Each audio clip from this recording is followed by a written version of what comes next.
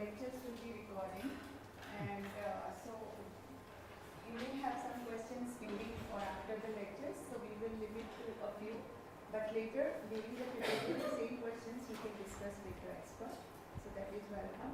And feel free to ask valid, invalid, whatever you think should be asked, because asking is very important. So we will start now with the first lecture of the series.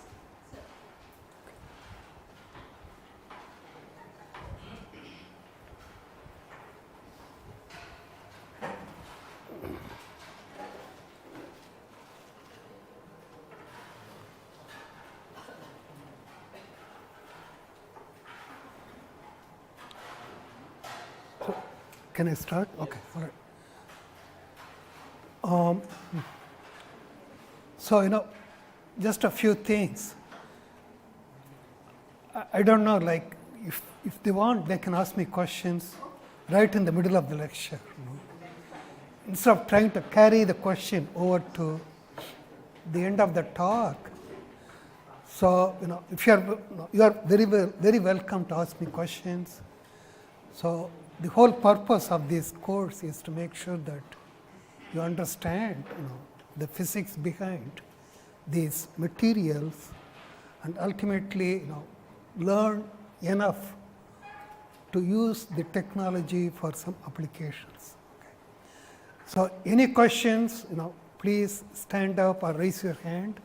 I will wait for you to come up with the question and try to answer it as in description as possible. All right, so this course is all about materials that are sensitive to a variety of force fields. The force can be magnetic, electric, or mechanical. So having said that, if the material can respond to all these forces, then you should be able to put together a variety of sensors, related devices. The whole idea of these smart materials is to use it for some applications. So it can be a wide range of applications, but the focus of this course is to miniaturize the devices as well as the materials as much as possible, so that you can reduce the swap. Swap means size, weight, and power. So if you can miniaturize it, make the size small, make the weight small, and the power requirement small, then the device can be integrated in a variety of other devices, such as you can integrate multiferroic devices with semiconductors or signal processing devices of similar nature. Okay. So the focus of this course, as you see here, is nanomaterials, nano-composites, essentially. Okay. So to learn about the nano multiferroic systems, the first thing is to learn about, are there single phase materials that are also magnetoelectric as well as multiferroic. So I will spend a few minutes on single phase multiferroics and then move over to the composite materials. So to begin the course, I want to make sure that you understand how the course is structured. So I will talk about the overview of this very GIAN course. Okay. All right. So as I mentioned, the primary focus is on materials with coexisting ferromagnetic and ferroelectric phases. So there are two phases in these materials. One has long range magnetic ordering of magnetic dipoles. The other is ordering of electric dipoles, which are ferroelectrics. Okay. So what does it do? It enables control of magnetic properties and electrical properties with a single field. If you apply an electric field, you must be able to control both electric and magnetic properties, or if you apply a magnetic field, you should be able to control the electrical and magnetic properties.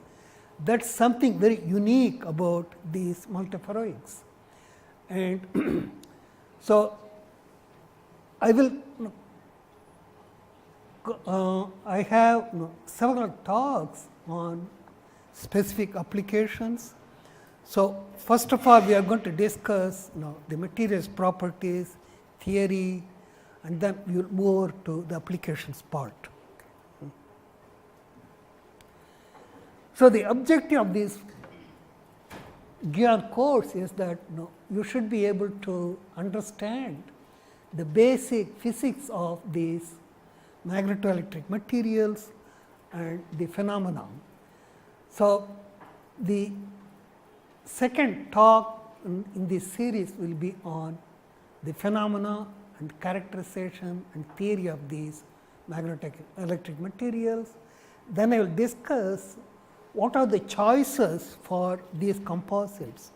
You have variety of there are hundreds or even thousands of ferromagnetic materials and also ferroelectrics, and we cannot cover everything, but there are certain materials which are very much appropriate to put together these composites.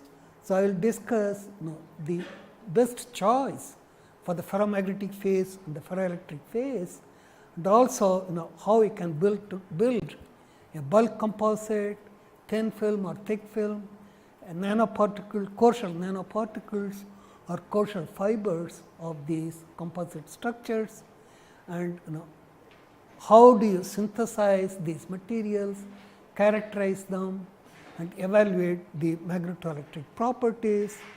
Then finally, we will have several talks on applications related to sensors, microwave devices, energy harvesting, and also a kind of device which I call gyrators. They are current voltage converters. They are also very useful to build a power supply for LED lights and so on.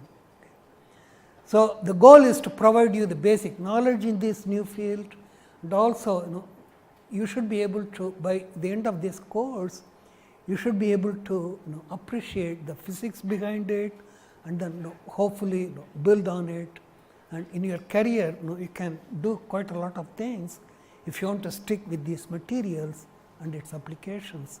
So, specific applications that I am going to discuss are magnetic sensors and energy harvesting and signal processing devices at high frequencies, and also for information storage applications. So, the lectures are going to be delivered by Professor Subramanian from IIT Madras, and also Professor Mate from the physics department, and also there is a talk by the partner in industry, Mr. Abhijit Diogirkar, and also Dr. Smita Chaturvedi. She is going to give a talk, and most of the talks I will take care of them. Okay. So, the day one, the GIAN overview, single phase and composite multiferroics. Then the second talk will be on magnetoelectric phenomena and theory and experiments. Then this afternoon, I will talk about how do you measure the magnetoelectric properties at resonance as well as at low frequencies. Then day 2, Dr. Chaturvedi, she is going to talk about introduction to multiferroic structures, property relationship, and then I will discuss layered composites, and there is a talk by Professor Mate in the afternoon tomorrow on thin film magnetoelectric composites. Then day 3, it's on nanomaterials of these multiferroics. The first talk will be on coarser particles, and the second one on coarser fibers or wires. So, these are very nanometer sized ferromagnetic and ferroelectric phases, and in the form of either particles or fibers. And there are several techniques to synthesize them. So, I will go through that, and then what kind of properties we got for these nanostructures. Then there is a tutorial in the afternoon on measurement procedure for converse magnetoelectric effect. And so, the application for gyrators is something I want to integrate with this tutorial, because something it's very important for you to learn about it. Okay. And therefore, the first talk will be on physical property characterization. So, it's how do you measure the magnetic properties for the ferromagnetic phase and ferroelectric properties for the other phase, and also evaluation of the multiferroid interactions. And then the applications part will be covered in the second talk on day 4. These are miniature devices, MEMS, NEMS for antenna and sensors. And there is a tutorial on day 4 in the afternoon on lead-free composites, graded structures, and self-biased magnetoelectric composites. And day 5, we end this with a talk on microwave and millimeter wave devices based on the composites, and also practical applications of layered composites. And then the partner from industry, he will discuss applications of sensor technologies in industry. Okay. Right. So, the first talk, I am going to discuss single phase multiferroics. So, in these single phase systems, the ferromagnetic and either ferroelectric or antiferromagnetic and ferroelectric properties will coexist in a single material. So, there are not that many of them, but also some are magnetoelectric, there is interaction between the two phases. But in most of them, the strength of the interaction is not that high.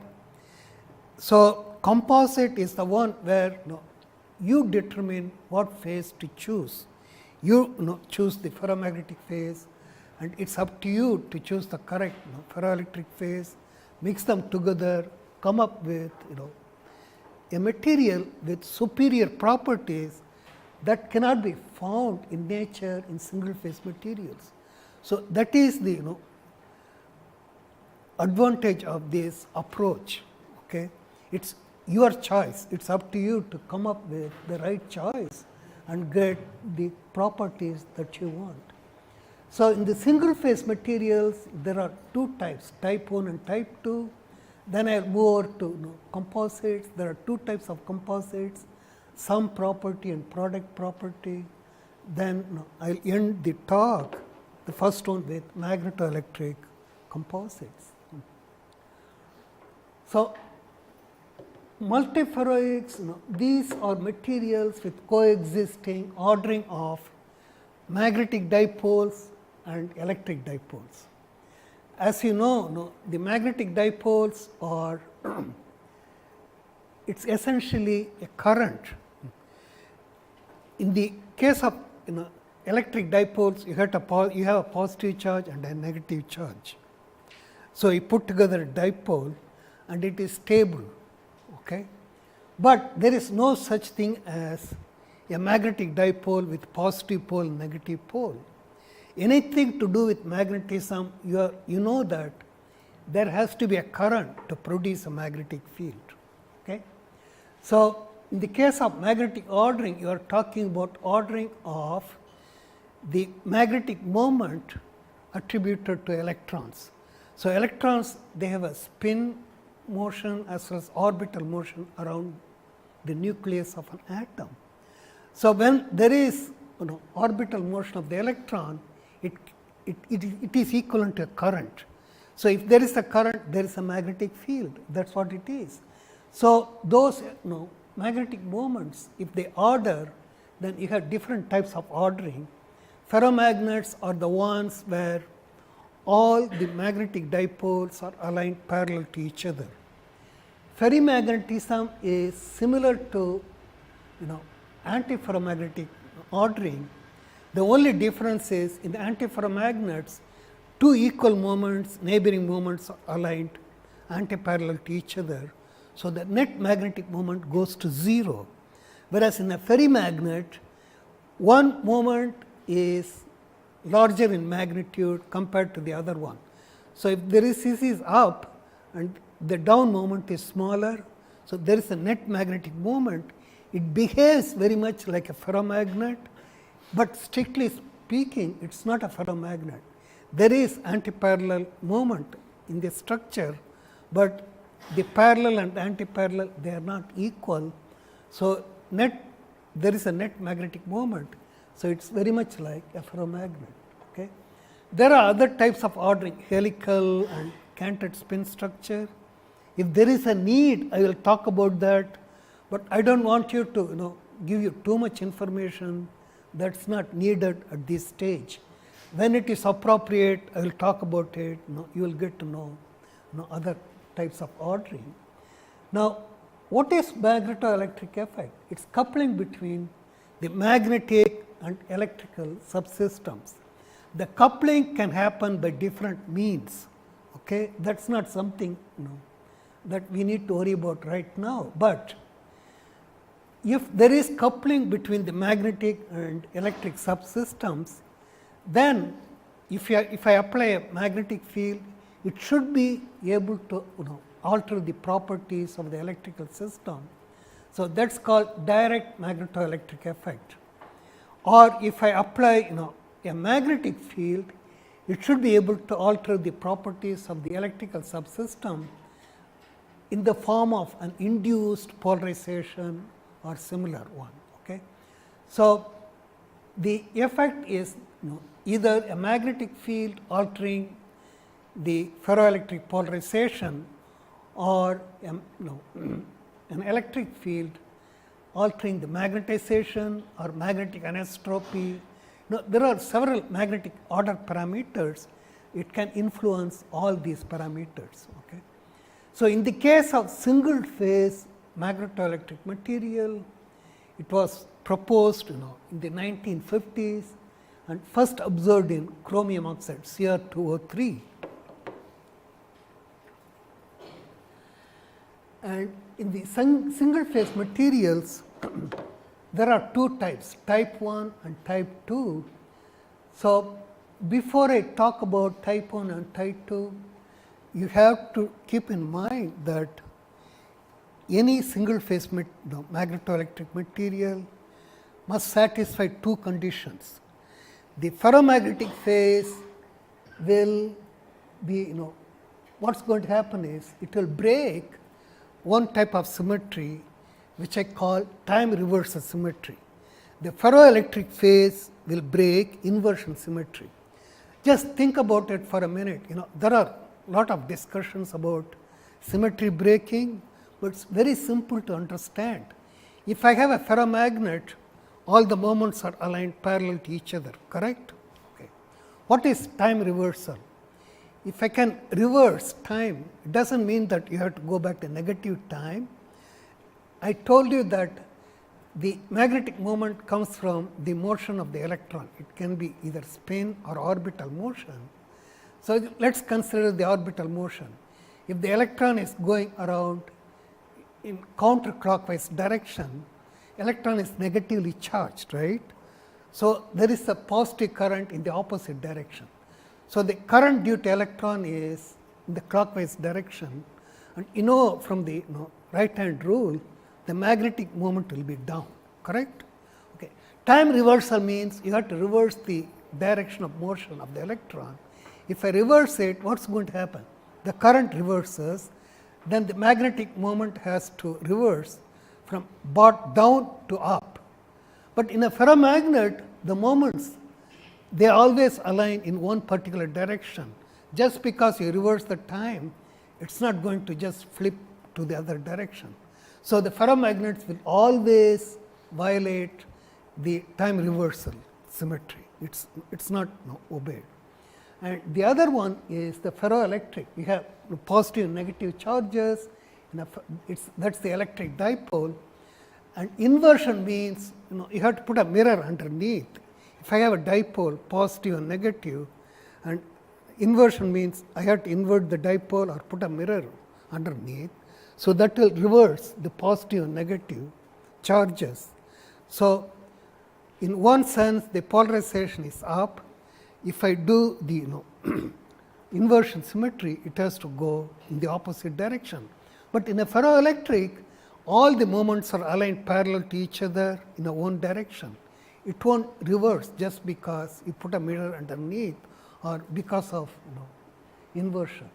So all multiferroic materials must have these two symmetry breaking. If it doesn't happen, then you don't have a single phase multiferroic. So that's the reason why there are very few single phase multiferroic materials in nature. So we discussed this. Okay, what is type 1 multiferroic? It has both ferromagnetic and ferroelectric ordering, but these ordering it happens independent of each other. So the ferroelectric Néel temperature and the ferromagnetic Curie temperature, they are far apart, and it doesn't quite happen at the same temperature. Whereas in type 2 multiferroic, both the magnetic ordering and the electric dipole ordering occur at the same temperature. They have pretty much same Tc and Tn. So that's type 2. Whereas in a composite, you choose what you want for the ferromagnetic phase and the ferroelectric phase. So these are artificial materials. You just make the composite structure and to look at the coupling between the two. Now these are some of the single phase multiferroic materials.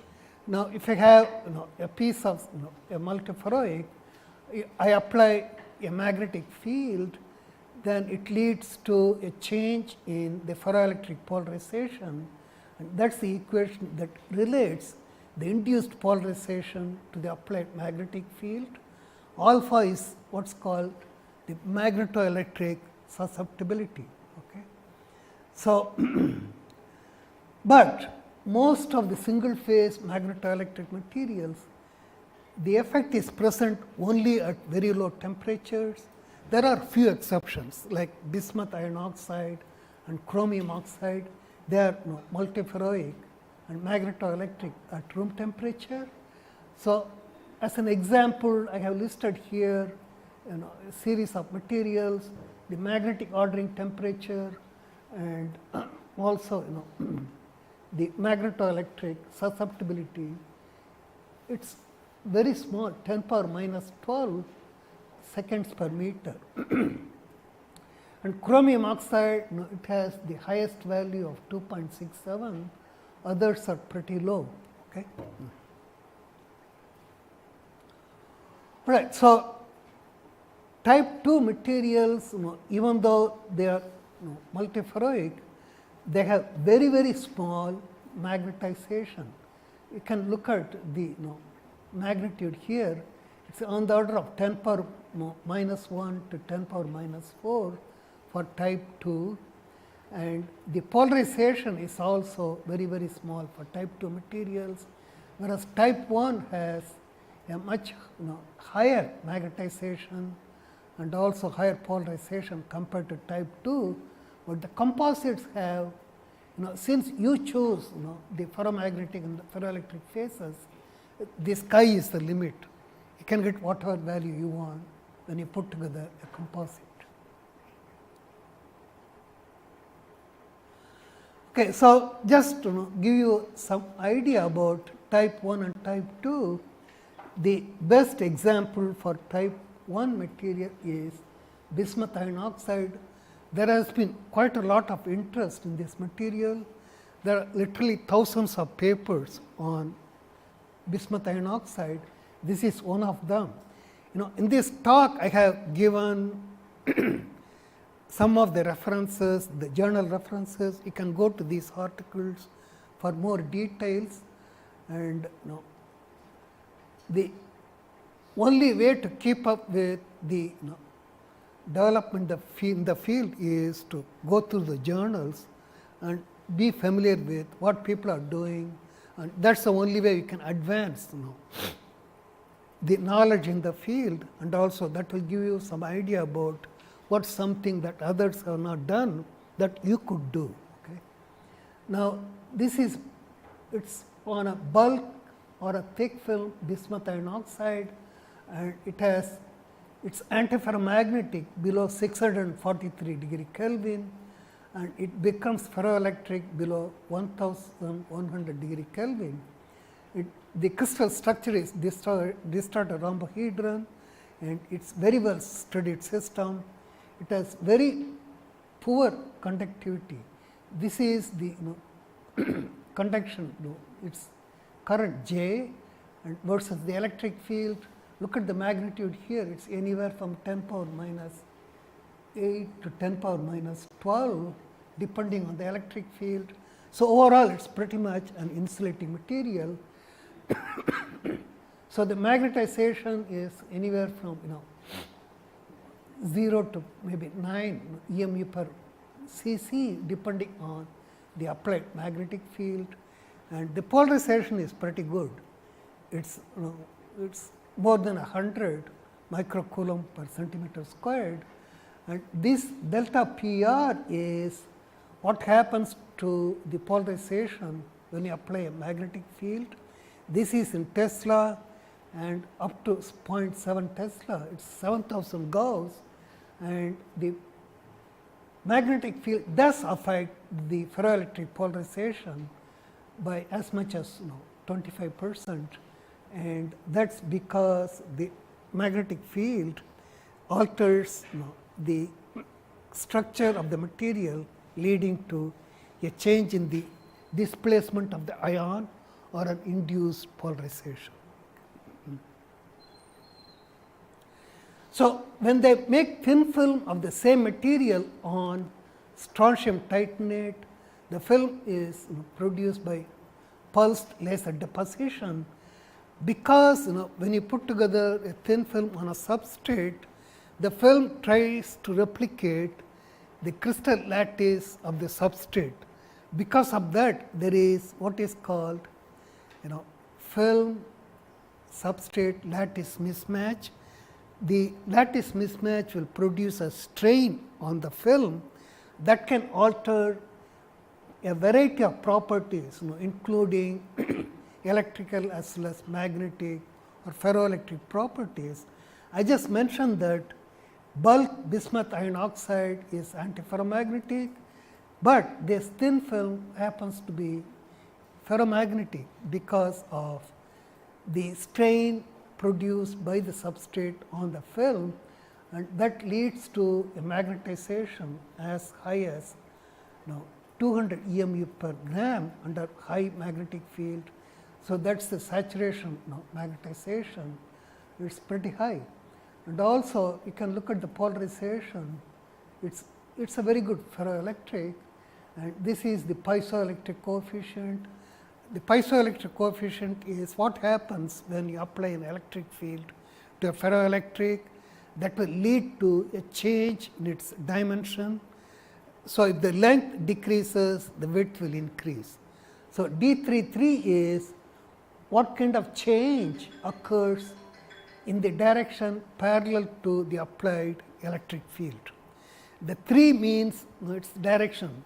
You can use x, y, z or 1, 2, 3. The 3 corresponds to z direction. Okay? And D33 would mean that you have an electric field applied in the z direction, and you measure the change in its length in the same direction. Okay? That is D33, and they are all very small, picometers per volt, and this is the magnetoelectric coefficient. This is something I will discuss much later. So, type 2 material, as I mentioned earlier, the ferromagnetic or antiferromagnetic ordering and the ferroelectric ordering occurs at the same temperature. There are very few materials but all of them have very low ordering temperature. And one example is iron vanadium oxide. What is shown here is the polarization versus temperature, and the polarization is 0 until you reach a temperature of around 17 degree Kelvin. That is when the ordering becomes ferroelectric, and there is measurable high polarization below this temperature. The same way, like what is shown here in the insert is the magnetization versus temperature, and there is very little magnetization until you reach a temperature of 17 degrees. That is where the ferroelectric ordering also happens, and there is a measurable magnetization in the system.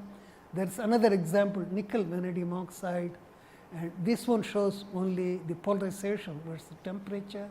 I did not include the magnetization part of it, but believe me, it does happen at the same temperature. Okay. So, that is essentially what I wanted to tell you about type 1 and type 2 single phase multiferroic materials. Okay. Now, let us go over to the composites. Now, composite is something, the name implies that it is made of 2 or more different phases. Okay. Now, there are 2 types of composites. One is called sum property, the other is product property. Okay. So, I will talk about multiferroic composites and magnetoelectric effects, the early effects on bulk composites, then the layered structure. The second talk will focus on the layered ones, bilayers and multilayers. Then I will talk about direct and converse magnetoelectric effects and how to measure these interactions. So, what is a sum property composite? Composite by itself, it means that 2 or more phases, and sum property is the 2 phases have similar properties. By putting together a composite, you can control the magnitude of that particular property. As an example, if I have a semiconductor and a metal, I can put together a composite structure which will have variable electrical resistivity, or you can mix a composite of a dielectric or a ferroelectric, then you can control the dielectric constant, the permittivity epsilon, or you can mix water and milk, you can alter the density of the adulterated product. So, these are composite structures. It is the same property that you are controlling, it is just the magnitude of it, right. Now, what is product property composite? Mixing 2 phases, you get something new that is not present in these 2 phases to start with. Now, it produces something, it is a totally new property, that is product property composites. So, how do we justify that a ferromagnet and a ferroelectric will put, when you put together these 2 phases, you will get something totally different. Now, this cartoon explains everything behind these, the physics behind these composites. Now, if I have a material with 2 different phases, one is ferromagnetic and the ferroelectric, I am claiming here that with one field you can control both properties. The question is how? It is rather easy to understand. So, I have for example, a layered composite of a ferromagnet and a ferroelectric. So, in a ferromagnet you have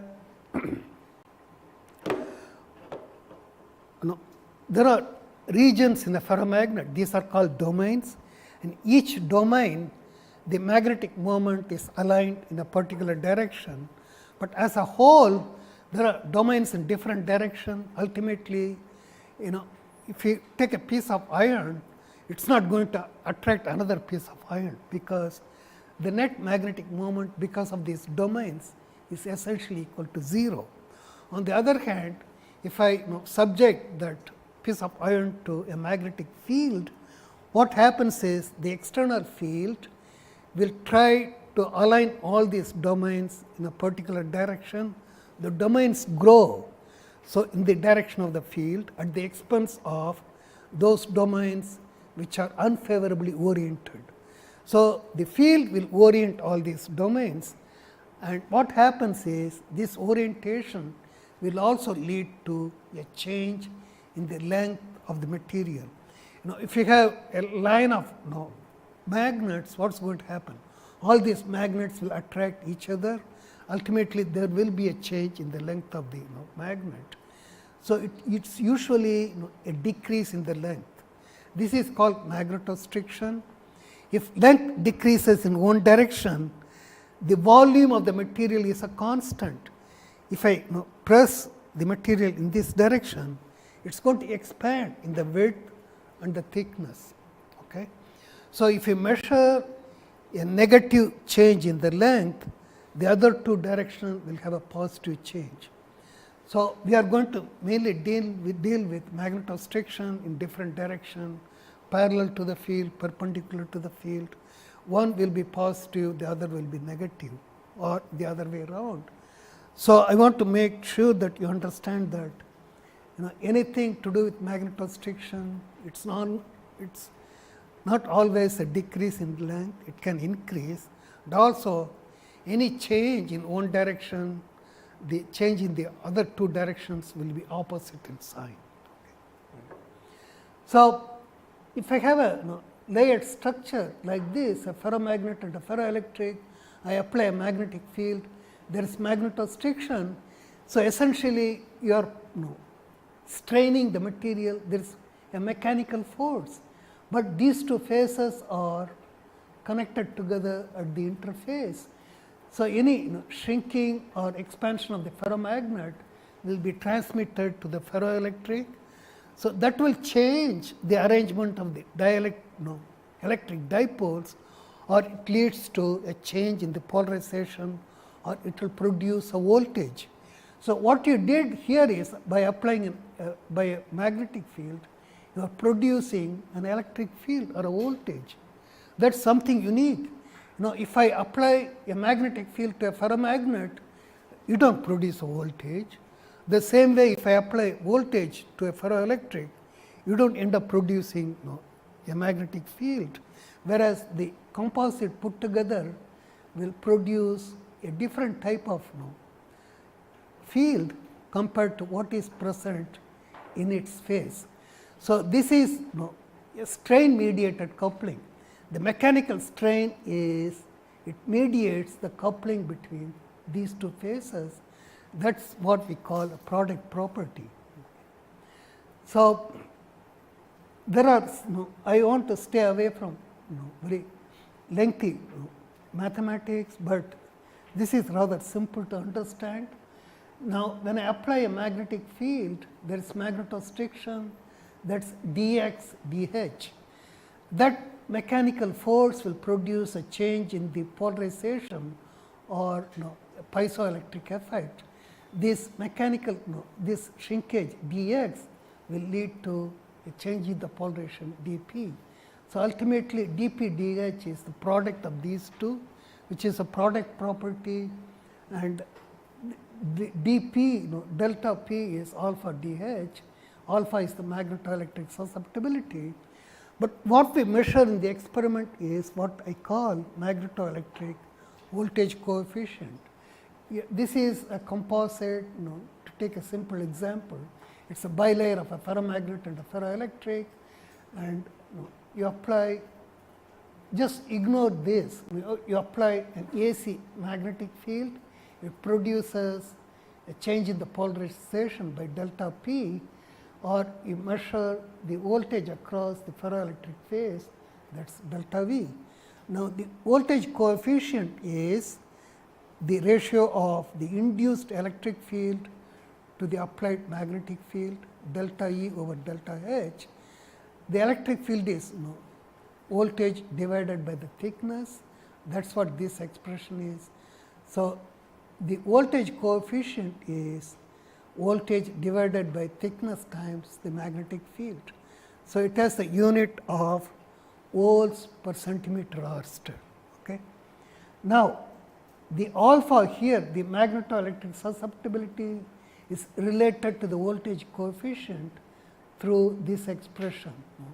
Alpha equals epsilon naught epsilon r alpha sub E. Epsilon naught is the permittivity of free space, epsilon r is the relative permittivity, and so that is how these two are related, alpha and alpha E. Now, I will show later on that this voltage coefficient or the susceptibility alpha is directly proportional to the product of the magnetostriction, piezomagnetic coefficient Q and the piezoelectric coefficient D. Why? Look at this very first equation. Dx dH is essentially the rate of change of the length relative to the applied magnetic field. Okay? So, that is Q. dP dx is a change in the length dx in the ferroelectric produces a polarization change delta P, that is piezomagnetic coefficient. So, it is directly proportional to the product of these two terms. So, the question comes down to, okay, we have hundreds of different material choices for the ferroelectric and the ferromagnetic material. So, what would be the basis for choosing the ferromagnetic phase and the ferroelectric phase? It is based on what I just mentioned. If you want to have a composite with very good magnetoelectric voltage coefficient, since the voltage coefficient is proportional to the product of piezomagnetic coefficient and the piezoelectric coefficient, the ferromagnetic phase must have high value of Q. The piezomagnetic coefficient Q is the slope of this data shown here. What is shown here is the magnetostriction versus a bias magnetic field. And this is lambda 1,1. It is measured parallel to the magnetic field. Ignore this one. Okay. Now, Q is d lambda dH or the slope of this. So, the ferromagnetic phase must have high value of the magnetostriction and very large slope of its change with the static field. So, you want to have both lambda and d to be large enough for the composite. Now, there are a variety of ferromagnetic materials. Some of them are 3D transition metals and alloys, rare earth metals and alloys, and there are ferrimagnets which are called ferrites. They can have different types of structures. It can be spinel structure or hexagonal structure. There are also oxide ferromagnets such as lanthanum manganites as well as yttrium and garnet. So, there are quite a variety of phases available for our choice, and depending on the kind of application you want to choose the right ferromagnetic phase. Okay. And the ferroelectric phase, there are quite a few choices. For example, lead zirconate titanate or PZT is a very good ferroelectric to use in a composite, and this is the phase diagram for PZT. It is a combination of lead zirconate and lead titanate, and there is what is called morphotrophic phase transition. It happens at around 0.52 of lead zirconate and 4.8 of lead titanate. At this phase boundary, it has very high piezoelectric coefficient D. It can range from 200 to 500 picometers per volt, and that is what one would prefer to use in a composite. And there are also what are called other types of ferroelectrics. These are, like lead magnesium niobate, lead titanate, or lead zinc niobate, lead titanate. And there are quite a few choices. It's a combination of lead, magnesium oxide and lead, niobium oxide to get this structure, and it's combined with lead titanate. And these are called relaxer ferroelectrics.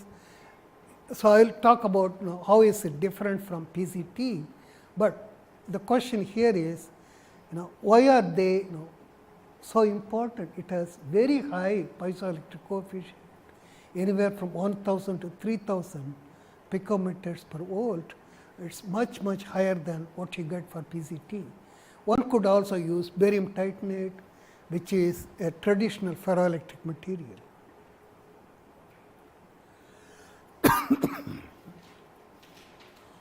All right. So, when you put together a composite, then you talk about what kind of properties it may have. One is called direct magnetoelectric effect, which is you apply a magnetic field, look for changes in the ferroelectric properties. That is direct magnetoelectric effect. So, the converse effect is you apply an electric field, look for changes in the magnetic properties. So, that could be investigated by several means. You can do traditional hysteresis, M versus H, then apply an electric field, look for changes in these parameter M versus H. And also, we can do ferromagnetic resonance under an applied voltage, or you can look at a scanning probe microscope, look at the magnetic domains, then apply an electric field, look for changes in the magnetic domain pattern. That would be another way of studying the converse magnetoelectric effect. So, we will discuss all these things in very detail later on. So, the idea of composite was first, it belongs to the people in the Philips research lab. They did very fantastic research in the early 50s, and many of the modern discoveries in materials came from the Philips lab in Netherlands, and they were the first one to make a composite of a ferrite and a ferroelectric. They chose barium titanate for the ferroelectric and cobalt ferrite for the ferromagnet. And the neat thing about this is, you can mix these two powders and sinter it at very high temperature. They do not react with each other. It stays in the same structure as what you would like it to be. So, there is no cross talk and there is no impurity when you sinter them at high temperature. That is something very unique about it, and that is why they came up with this idea of mixing these two, and they produced these composites. And this one shows the scanning electron microscopy pictures, and these are the two phases they came up with. The SEM image shows these two phases as distinctly separate, and they looked at what happens to the induced voltage in an applied magnetic field. This is the magnetoelectric voltage coefficient in millivolts per centimeter Ørsted. They came up with these numbers 130, 50, 80, and they tweaked the composition of the ferrite and the ferroelectric. And these are the different values they got. And also people later on did composites of PCT and cobalt ferrite. They did not find such high values. Barium ferrite, barium titanate and nickel ferrite gave about the same values as barium titanate and cobalt ferrite. So, they were made by sintering and different other techniques, whereas the theory predicted values anywhere from 300 to 2400 millivolts per centimeter Ørsted. What they measured was much smaller than the theoretical prediction. The question is, why is it so small? The reason is rather straightforward. In a ferroelectric, there are ferroelectric domains with the polarization oriented in different directions. So, in a magnetoelectric composite, it is really important for you to align all these ferroelectric domains in a particular direction. If you do not, then you will not produce any voltage when you apply a magnetic field. Okay. So, you have to align all these ferroelectric domains in one direction. How do you do it?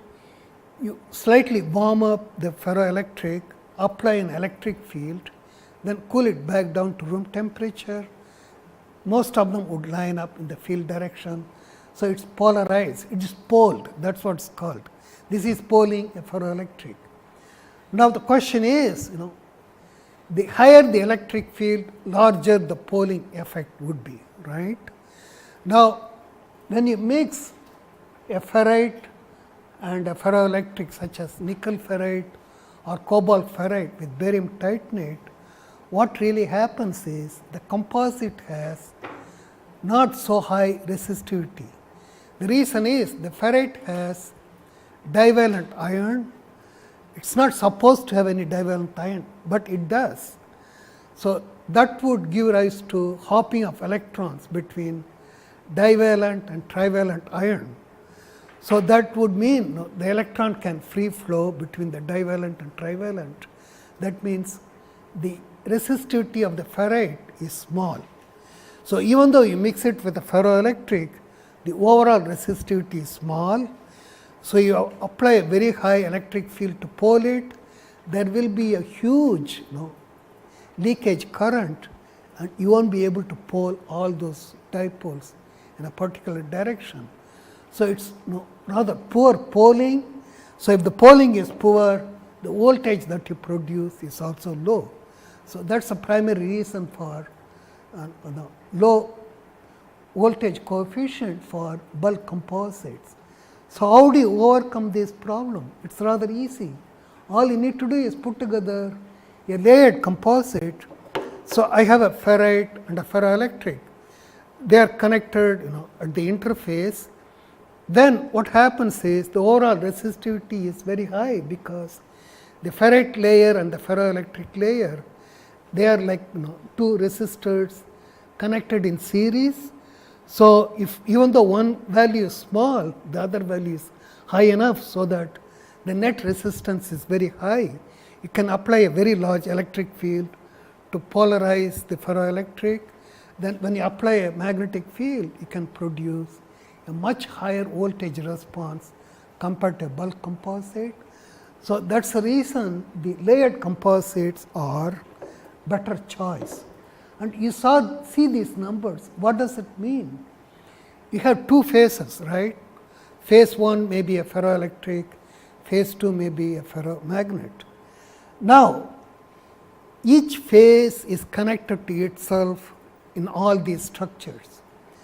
The first number is one of the two phases, and the number 2 is what is the mechanical connectivity to itself.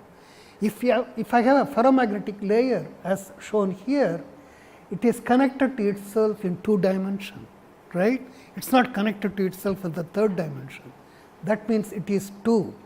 The same way in a ferroelectric, it is connected to itself in 2D, not in 3D. So, 2 means it is a layered composite. It can be a bilayer or a multi-layer. Okay? Now, what is this 0,3? This is a nano structure of, say for example, ferromagnetic particles in a ferroelectric host matrix. Okay?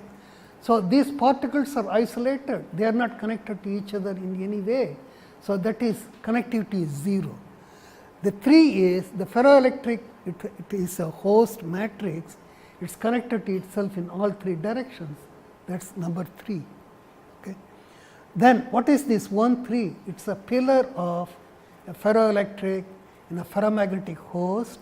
So, this nano pillar, it is connected to itself in one direction, that is number 1, whereas the other 3 is the host matrix is connected to itself in all directions, that is number 3. So, when you go through the papers in the composites, people throw around these numbers. So, you need to make sure that you understand what this all means. Okay? So, there are lot of different structures with a variety of connectivities. I think there are close to 10 or 12. So, I will have a slide later on that shows all these connectivities. So, it just talks about mechanical connectivity for the two phases to itself, separately for the two phase. Okay? Because all the interactions are based on the mechanical connectivity, because the interaction is mediated by mechanical forces. So, the connectivity is a very, very key factor in all these composites. Now, what I show here is the magnetoelectric susceptibility for single phase materials, type 1, type 2. Then we go to the composites with cobalt and PZT, nickel ferrite PZT, and so on. Look at these numbers. Now, until here, the number is rather small, below 50.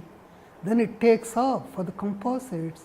The susceptibility is quite high. It keeps increasing. The sky is the limit. Okay.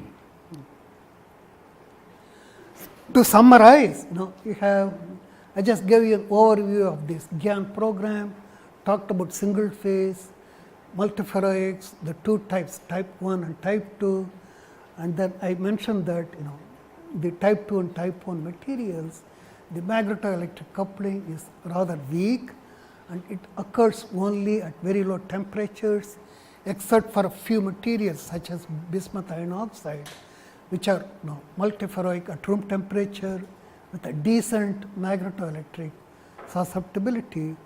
Then we moved over to composite structures, and I talked about how the interaction is mediated by mechanical forces in these composites. So, I will stop here, we will take a break, then we will go to the next topic. Okay. Any questions? Yeah. So, you said about this symmetry breaking. Symmetry breaking is a key requirement. I am sorry, say it again. Symmetry breaking is a key requirement. Right, yes, yeah. So, is it magnetic symmetry breaking or something? Both symmetry must be broken, otherwise there is no multiferroic in a single phase. But then long range ordering and all, is it not a symmetrical feature? Ordering itself is a symmetrical feature? Yeah, ordering itself breaks a symmetry. You don't have, yeah, that's true. But the question is like, do you have ordering for both phases? I am sorry, both kind of ordering in a single phase material.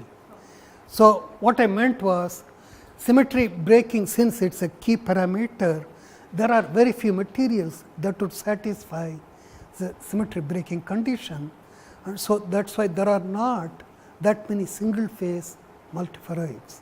There are very few of them.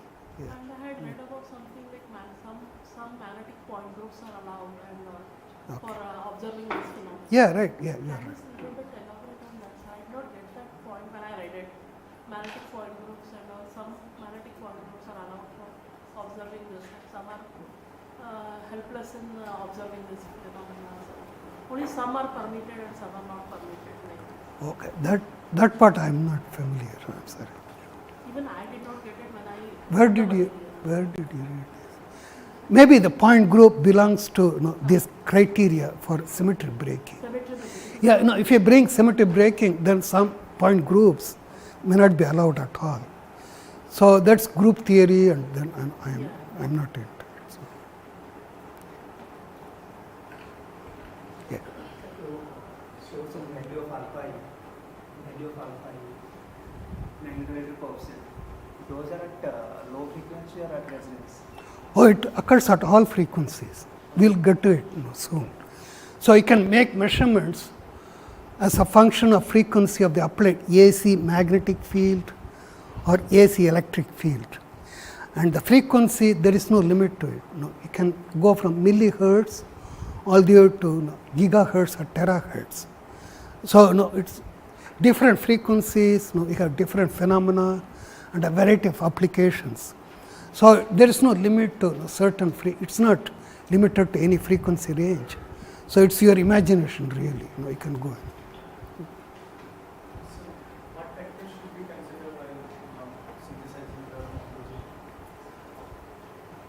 So he means to ask if they are planning a composite, what are the factors that they should take care of, like magnetic or electric material? Both. It's a key question. Like so the choice depends on how high is the magnetostriction, and the second thing is how fast does it increase with a magnetic field, because the piezomagnetic coefficient Q I talked about, it's the slope of lambda versus h.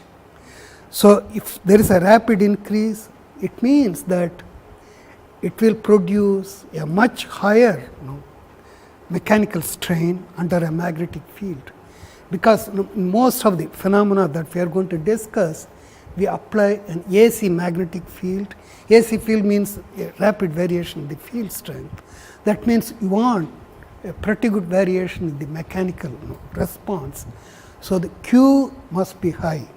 So lambda and Q are the key factors for the magnetic phase, and for the ferroelectric phase, the piezoelectric coefficient D, that's and also the dielectric constant epsilon is also another parameter.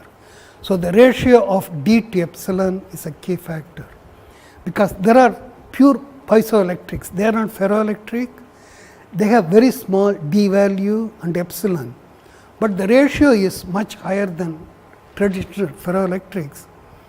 So, for example, you can use quartz in many of these applications. It is as good as PZT or PM&PT. Okay. So, we will get to that later on in the course. Can you explain an MPB, Marlborough phase boundary? How it is relates to MPE materials? How is it related?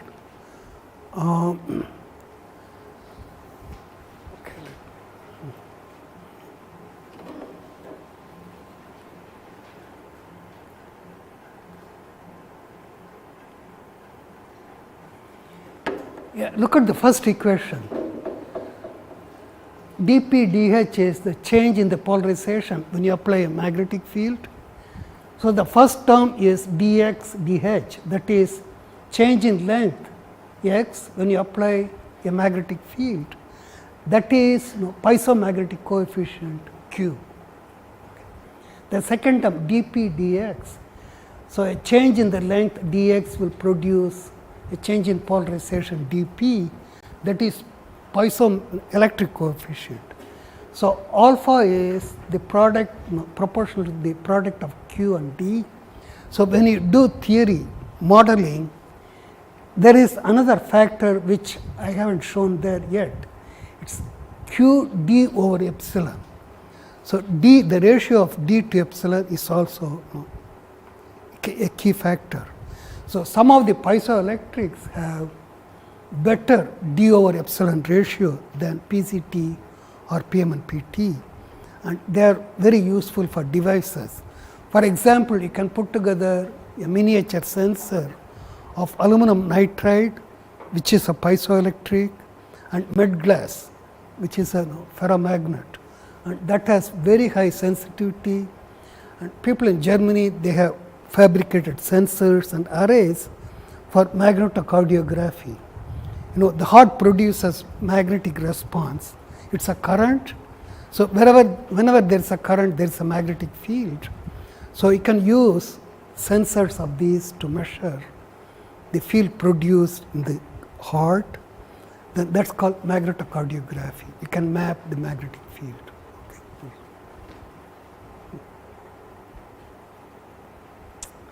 Yeah.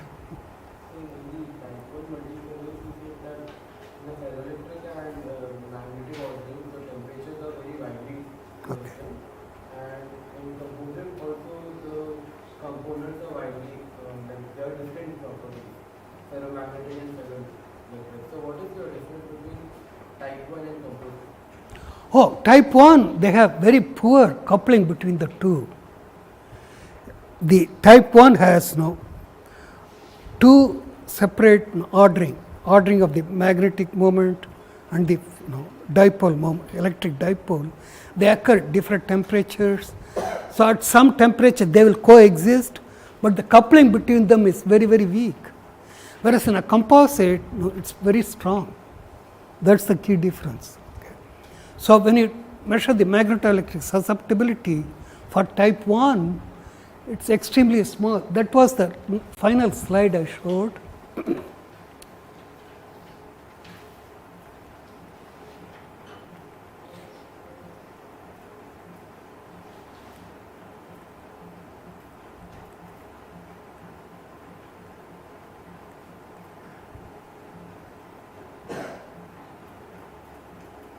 Yeah, here.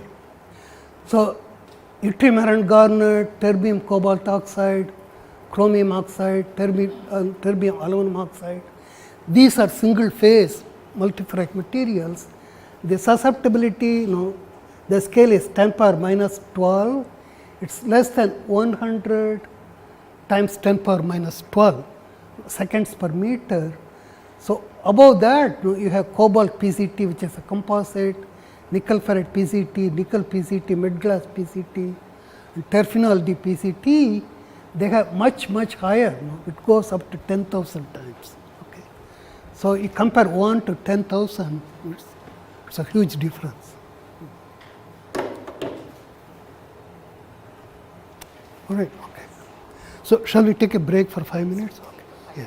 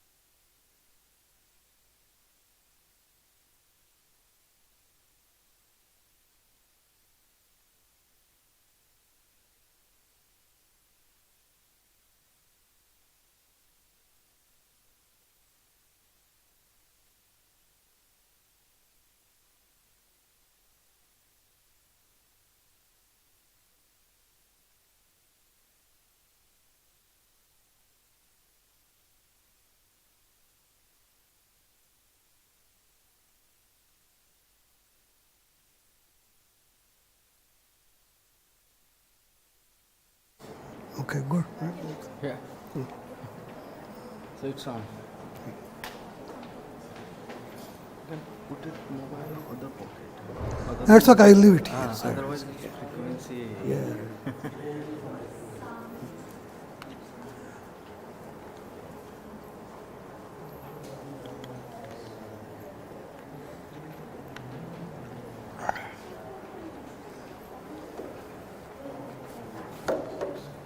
Just a question. Can you explain converse semis again? Convert says, no, you apply an electric field, it will change the magnetization or magnetic anisotropy. So that's converse. That's And direct is when you Yes, increase H to increase the polarization. yeah, right. It can be, change in the polarization or dielectric constant and a variety of things, but it will change the ferroelectric properties. That's what it means. So in the first slide you had mentioned there was a word mentioned ferroelastic. So what's that? What is Ferroelastic is some materials have spontaneous elastic deformation. It arises from electric dipoles. That's ferroelastic. So you still have to apply an external field for that phenomenon. So Yeah, for you can its- do that. Yeah, you can mix a ferromagnet and a ferroelastic material. That's a multiferroid. So can a ferromagnet and ferroelastic interchange their properties? They will interact, yeah, because of mechanical force. I'm asking, can they interchange the? Yeah, Can we change a ferromagnetic to a ferroelastic? It should, yeah, I guess. Because the common factor is mechanical force. So long as it's there, it will interact. But the main driving force is the electric force, right? Or Which is magnetic getting force. converted to a mechanical force. Yeah, the same way, like the magnetic force is converted to the mechanical force, right? So there should be a mediating force, which is mechanical deformation. Right? Without it, there is no interaction between these two systems. Thank you, sir.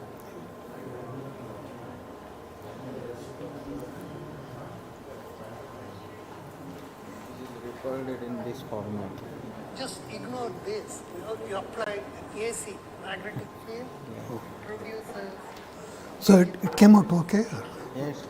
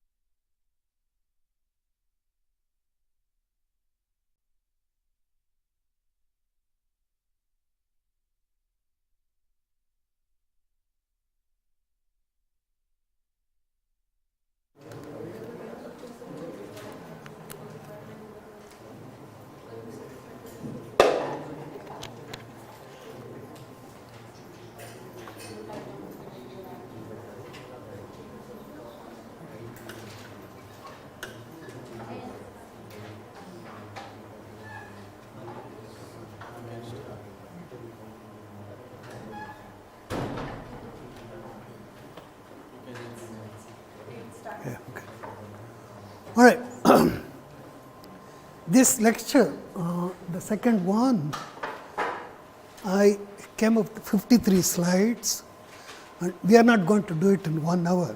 It's just not possible. But in the afternoon, we have the tutorial one. So I will spend the first 1 hour of the tutorial and continue this. Then the second hour, we will just go through the procedure to measure the direct magnetoelectric effect. There are a couple of videos, not long ones, 5 or 6 minutes each. So I will describe the procedure, and then you can view the video. It shouldn't take more than 1 hour. So this one would be the very basic of all the discussions in this GIAN course. So I want to make sure that we spend enough time for it to understand, the phenomena and the measurement procedure.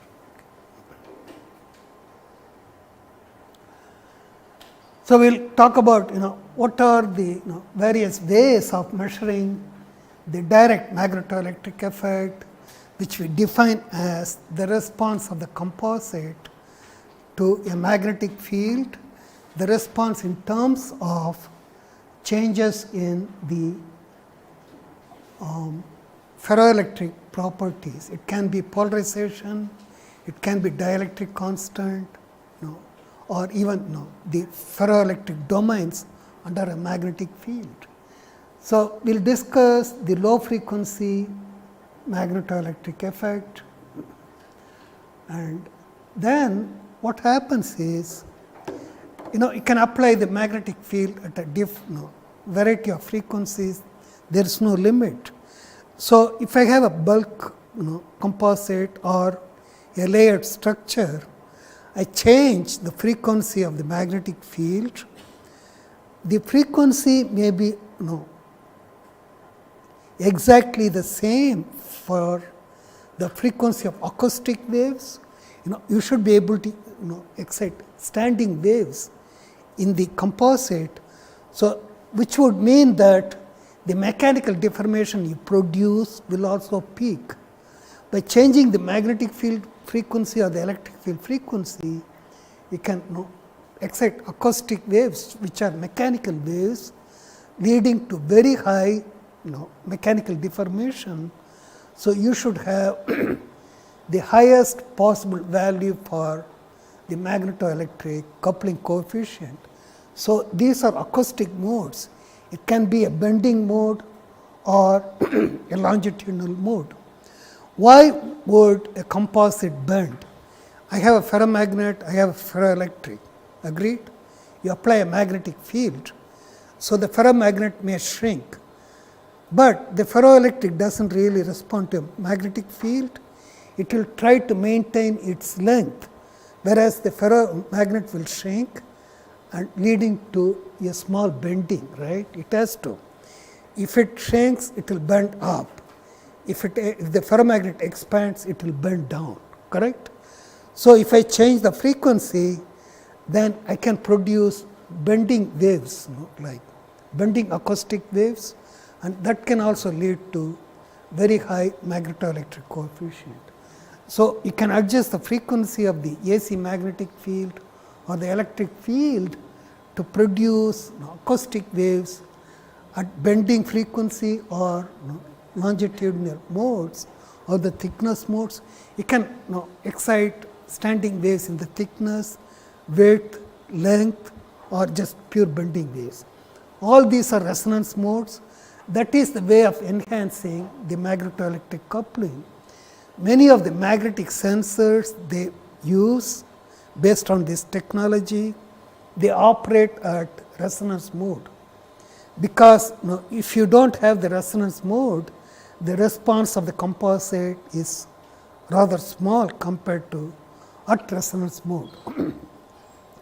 So we will look at it later on, but just to give you some idea, we will talk about low frequency magnetoelectric coupling and what happens when you excite these standing waves due to bending or thickness or length or width waves. Okay.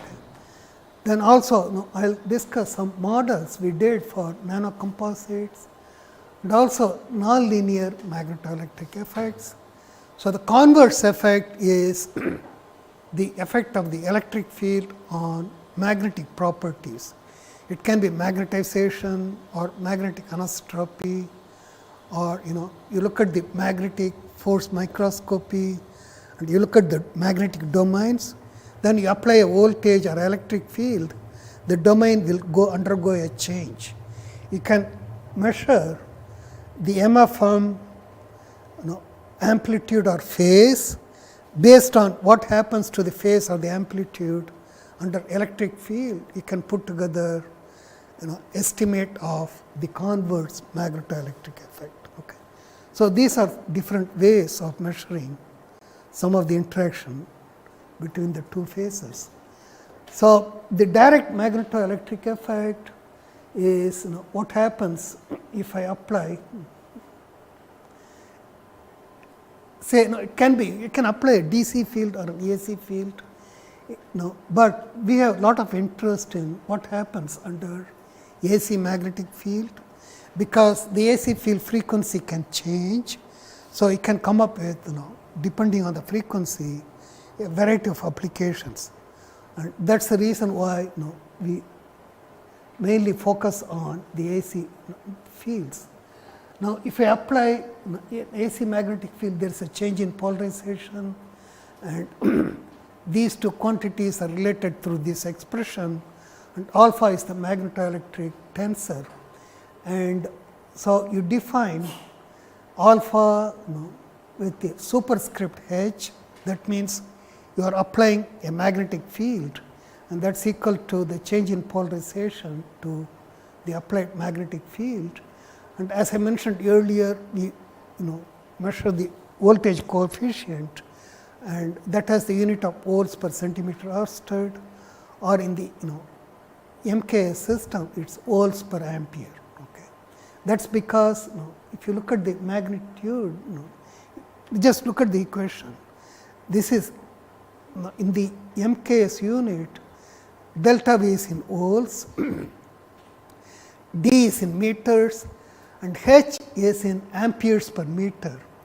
So, that would lead to volts per ampere, that is the unit for the voltage coefficient in MKS system. Otherwise, I usually use CGS, that is volts per centimeter Ørsted, for the voltage coefficient. And the converse effect, it is change in the magnetic induction B or the magnetization in electric field, and you represent this with a superscript alpha E, that is dB dE.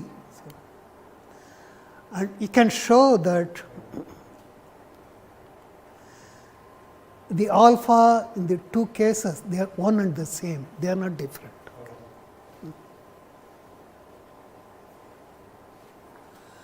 And this slide I already showed you, there are different types of composite structures. It can be a bilayer, a multilayer, or a nanoparticle embedded in a host matrix. The particles and the matrix are the two phases, and you can also have a composite structure the way it is shown in this figure, and also you may have nanopillars in a host matrix. And so, for the ferromagnetic phase in a composite, there are quite a few choices. There are really hundreds of them. So, in this talk, I am going to discuss composites with 3D transition metals, iron, cobalt, and nickel, and rare earths and alloys. For alloys, we will discuss permandur, which is an alloy of iron, cobalt, and small amount of vanadium. Med glass is an alloy, it's amorphous alloys with iron, boron, and a variety of materials. Terphenol D is a rare earth alloy. Galphenol is iron and gallium, And terphenol D and galphenol, they have very good magnetostriction, and they are rather preferred materials for use in a composite for the ferromagnetic phase. And also one could use ferrites. Ferrites are ferrimagnetic, as I mentioned earlier. The magnetic ordering is antiparallel with two different magnetic moments which are not equal. So, there is a net magnetic moment, it behaves like a ferromagnet, and we will talk about ferrites with cubic structure, that these are spinel ferrites, and in that there are quite a few of them: nickel ferrite, cobalt ferrite, nickel zinc, cobalt zinc, and so on. Hexagonal ferrites, they have hexagonal structure, and they have properties which are very unique. They have very high anisotropy field. These are built-in magnetic field in the system, and some of them we are going to talk about are M type. These are different structures, M, Y, Z, and so on. So, we will talk about barium aluminum, strontium aluminum, M type ferrites, cobalt 2 Z and zinc 2 Y. These are Y, Z, and M. They are different types of crystal structures. Okay. Then for the ferroelectrics or the piezoelectrics, we will talk about PZT, lead, barium titanate, lead magnesium niobate, lead titanate. These are relaxer ferroelectrics. And pure piezoelectrics, there are some quartz, langasite, langatate. I'll discuss that a little bit later. So, in the for the ferromagnetic phase, the important parameters are magnetostriction and piezomagnetic coefficient. For 3D metals, iron, cobalt, and nickel, among the three, nickel has the highest magnetostriction and also the piezomagnetic coefficient. What is shown here is the magnetostriction in parts per million, that is 10 power minus 6, versus the bias magnetic field. Lambda 11 is the magnetostriction measured parallel to the field, lambda 12 is perpendicular to the field. So, when we measure the magnetostriction, we use a strain gauge. So, for lambda 11, if this is the sample, the strain gauge is attached to the surface, then you apply a magnetic field parallel to the strain gauge. For lambda 12, the strain gauge is oriented this way, the field is applied perpendicular to it. That is how lambda 12 is. Okay. So, as we see here, lambda 11 is negative and lambda 12 is positive. And usually it is 1/2 of lambda 11. The maximum value here is 15 and the maximum value for lambda 11 is 30. It is 1/2 of that. Okay. That is always the case, but there may be some departure here and there, but it's the rule of thumb is lambda 11 is twice the magnitude of lambda 12 or lambda 13, but there is also a change in the sign. So, the alloy, we will discuss several composites with permandur. It has 49% iron, 49% cobalt, 2% vanadium. It has good magnetostriction, but in the previous case for nickel it is negative, for permandur it is positive. It can be as high as 80 parts per million. Now, also permandur has very high permeability. So, what does it mean? Permeability, higher permeability means the magnetic field can penetrate through the sample very easily. it allows the penetration of the magnetic lines of force. So the magnetic field will be confined pretty well in the medium, so that leads to high magnetoelectric coupling. So anything with high permeability, it's a welcome material for making a composite.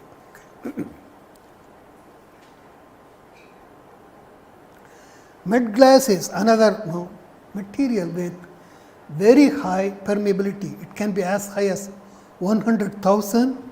So med glass is made by what's called rapid quenching. They mix all these metals, iron, cobalt and boron, to make a molten flux, and it is dropped onto a spinning wheel at very high speed. So the ribbon they pull out, it's amorphous, it's not crystalline. It has very high permeability and pretty good magnetostriction. It's usually in the form of a ribbon, 25 micron in thickness. You can buy a spool of it. It's used in transformer cores because of the high permeability, and we have used it in many of the composites. And also the German group, as I mentioned earlier, they made very good magnetic sensors by combining the med glass with aluminum nitride to make these magnetic field sensors for magnetocardiography. Okay. So it has very high magnetization. It's about 1.5 Tesla. That's pretty high. And also the magnetostriction is shown here. That's this loop, and the first derivative of that is the piezomagnetic coefficient. That's what is shown here. It goes, it starts from 0 and it goes to very high value, large. And when the magnetostriction saturates, Q goes to 0, because once it saturates, the slope is 0. That's why it is here. So this rapid rise in the magnetostriction, derivative of this is it starts from 0, it peaks where the slope is maximum and drops down to 0, and on both it's symmetric. Okay. So whether you apply a positive field or negative magnetic field, it's always the same sense of change in the length. Whereas the piezoelectric coefficient, it can switch from decrease in length to increase in length based on the polarity of the electric field. That does not happen in the case of magnetic field and magnetostriction. But there are materials called electrostrictive. For example, barium titanate is electrostrictive. PM and PT is also electrostrictive. There it is either shrinking or elongation for either both positive or negative electric field. Those are electrostrictive. PCT is piezoelectric, barium titanate and PM and PT are electrostrictive. And in the case of magnetostriction, it's always either positive or negative. It doesn't matter whether you apply a positive magnetic field or a negative one. This is terphenol D, the series of graphs. It's under different compressive strain applied to the alloy. Just ignore it, but just look at the magnitude of the magnetostriction.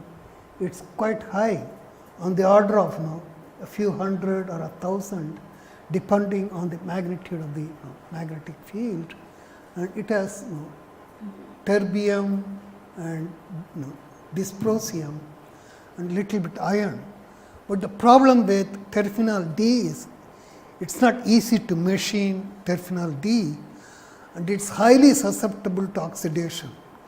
So you have to protect the material with some kind of a coating, otherwise it will go bad. It will get oxidized in air and it's gone. Okay. Galphenol, even though it has iron and gallium, gallium is a rare earth. It's not susceptible to oxidation. It has very good, very high magnetostriction, as high as like 250 parts per million, and we have used galphenol also in many of our composites, but the properties such as magnetostriction depends on the amount of iron and gallium in the galphenol. It changes with X. Okay, spinel ferrites, it's an oxide containing iron 3+. In all of them, there is trivalent iron. There is also a divalent ion. It can be either magnetic or non-magnetic. Now, just to give you a flavor, the spinel ferrite, it has cubic structure. The lattice constant is around 8 angstrom. The density is around 5.4. But the key factor here is it has two different crystallographic sites for the metal ions. One site is surrounded by 4 oxygen. These are called tetrahedral or A site, that's shown here. The other site is octahedral, surrounded by 6 oxygen. And so the larger ions will try to occupy the tetrahedral site because the 4 oxygen leaves a large vacant area where a larger ion could fit in, whereas the void left behind between 6 oxygen in the octahedral site is rather small. So, in the case of all the spinel ferrites, the larger ions such as zinc, they always tend to occupy the tetrahedral site, whereas the octahedral site is occupied by iron 3+ and any divalent substitution such as manganese, cobalt and nickel.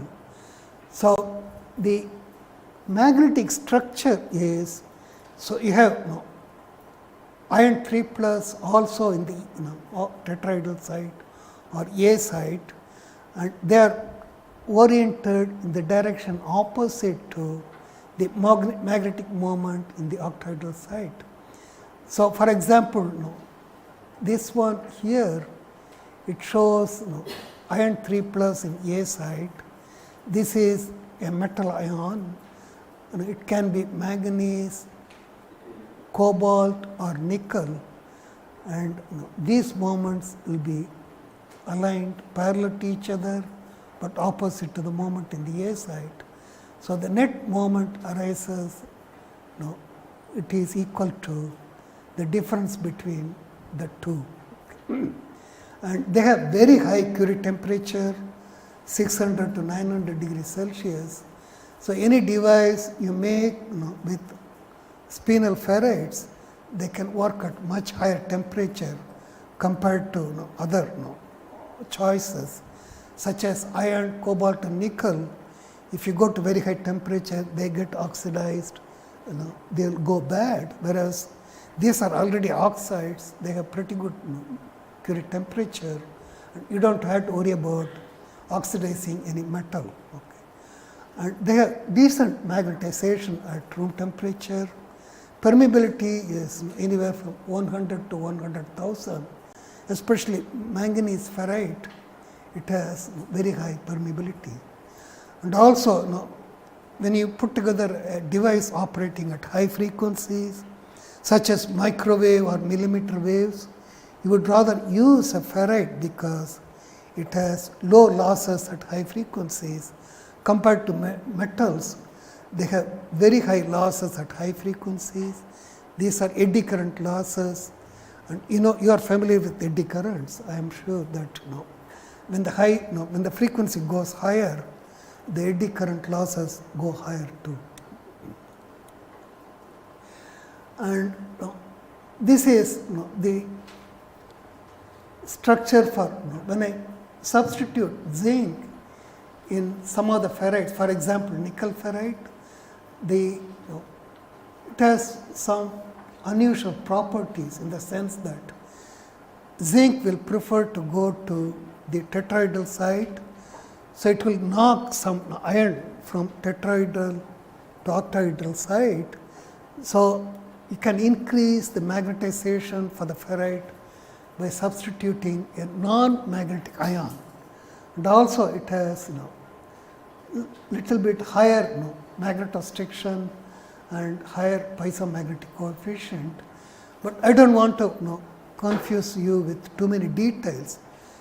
Take it for granted that if I substitute zinc in nickel ferrite or cobalt ferrite, two things happen. One is there can be an increase in the magnetization and in the magnetostriction for zinc substitution up to 0.3. So, these are preferred composition for use in some of the composites.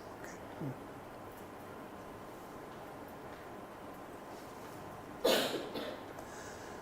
So, hexagonal ferrites, they have hexagonal structures, and it can be a whole variety of structures like M type, Y and Z, but I don't want to go into the detail, but you will get to see the structure later on. But what is important here is that the M type, such as strontium hexaferrite or barium, it has very high magnetocrystalline anisotropy, and M type, it has uniaxial. So, what is preferred about using these is that when you put together a composite, for example, you want to make a magnetic sensor. Okay? So, a magnetic sensor that capable of measuring an AC magnetic field will have a ferromagnetic phase and a ferroelectric phase, correct? Now,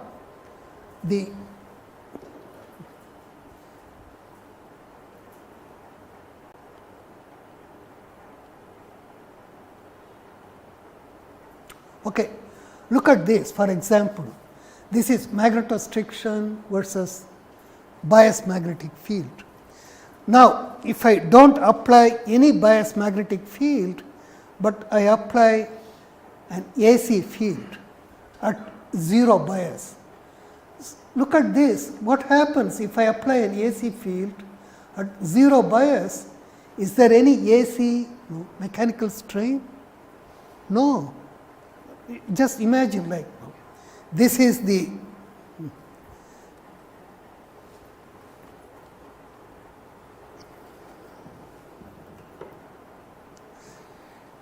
this is the response, magnetostriction versus bias field.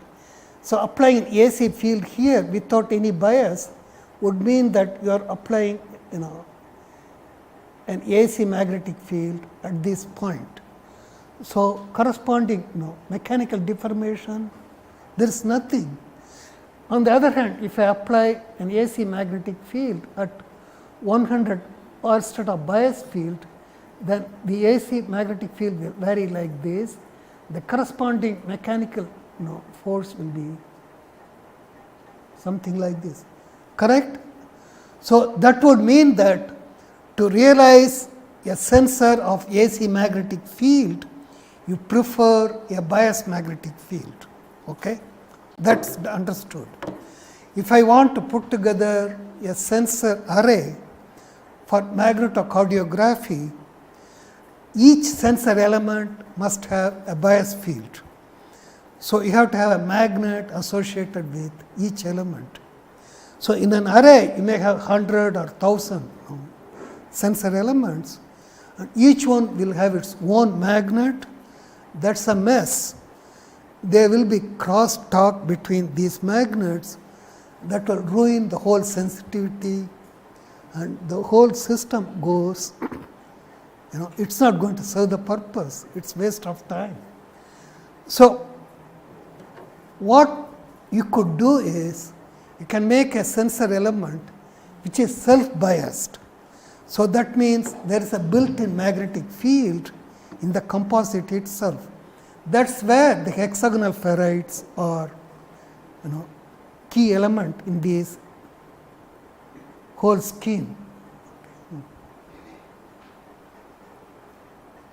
So, if I have strontium or barium hexaferrite with a very high uniaxial anisotropy field, so it has a built-in magnetic field which will act as a bias field. So, that will eliminate the need for an external permanent magnet or something else. So, that is how you overcome these difficulties with the use of hexagonal ferrite. So, M type has uniaxial anisotropy field, it is very high, it can be 17 to 30 kiloarsted, and the Z and Y type they can have in plane anisotropy little bit less than M type, like 9 to 10 kiloarsted. And for the ferroelectric, there are several choices. Barium titanate, as I mentioned earlier, that it's electrostrictive. This is the piezoelectric coefficient as a function of applied electric field. Whether it's positive field or negative field, the strain is still the same, it doesn't change sign. And this is typical polarization versus electric field. For barium titanate, it has cubic structure above the ferroelectric transition. So, when it goes through ferroelectric transition, the barium is slightly displaced, so that the center of positive and negative ions will have a separation. So, that will produce a dipole moment, and that is how it becomes a ferroelectric. So, PZT is a combination of lead zirconate and lead titanate, and at the morphotrophic phase transition corresponding to this composition, it has very high piezoelectric coefficient, and this is the traditional D33 or strain versus electric field. So, it starts with 0, goes high, it can be like as high as 0.2%. Then as you come back in electric field, the polarization can suddenly switch, and the strain it can become from tensile to compressive. That is what it means. Compressive means negative, tensile is positive, but it can be both positive and negative, whereas barium titanate it can be only one sense. So, the D value is on the order of 200 to 600 picometers per volt for PZT. So, it is very easy to make, and it is not expensive. You can get it for few pennies for some of these, but you want to stay away from lead because of its contamination, and especially small children, it's very damaging to their brain development. So, they want to stay very low on lead content in drinking water. In the States, they found that many of the pipes are made of lead, and they poison the water pretty much. And one city in Michigan, Flint, and they used contaminated water because they switched from river water to local water, which was more acidic. So, it leached more lead into the drinking water, and many children were affected. So, they ended up spending millions of dollars cleaning up the water system, and it is okay now. So, lead, you want to stay away from it if at all possible, but they are still, PZT is still used in many of the applications, and we use in many of our composite systems. PM and PT, it's a relaxer ferroelectric. The difference between PZT and PM and PT is that in the case of PM and PT, the transition from paraelectric to ferroelectricity, it occurs over a wide temperature range. It's not very sharp, it's rather slow, but apart from that, it has very good piezoelectric coefficient on the order of several thousand. the dielectric permittivity is also quite high. So I want to point out here that the ratio of D to epsilon, 2000 divided by 3000, it's 0.66. And some of the pure piezoelectrics such as quartz, they have comparable value. So you may use rather quartz than PM and PT because quartz doesn't have any lead in it. So it's not going to be a problem with cleaning up the environment compared to PM and PT. And these are the piezoelectrics that we used in some of our studies. Lanthanum gallium tantalate. So these are called langatate, LGT. Langasite is the tantalum is replaced by silicon, that's LGS. You could also use quartz and also aluminum nitride. Gallium arsenide is a piezoelectric. People have used gallium arsenide and gallium nitride. Gallium nitride is used in many of the semiconductor devices for IC chips. So you could use also in the magnetoelectric device if you put together a gallium nitride and a ferromagnetic composite. It can also act as a magnetic sensor. So you have a semiconductor device on a gallium chip, and then simultaneously you can put together a magnetoelectric device. And the advantage with piezoelectrics is that you don't have to worry about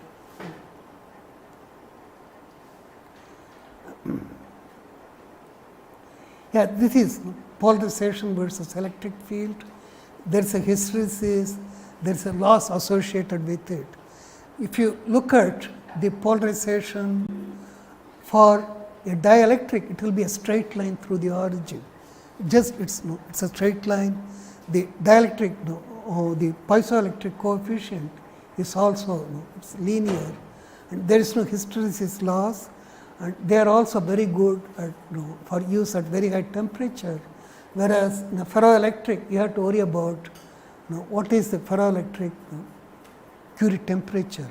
You cannot operate the device close to the transition temperature, or it's impossible to use it above the transition temperature. Whereas a piezoelectric such as quartz, it's good to go even at very high temperatures.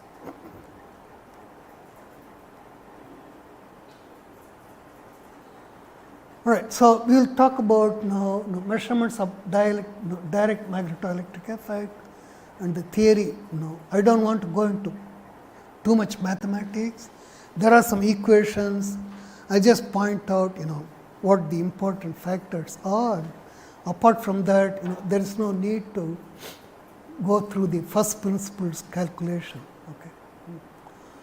And here is a simple setup to measure the direct magnetoelectric effect. That's the influence of a magnetic field on the ferroelectric phase.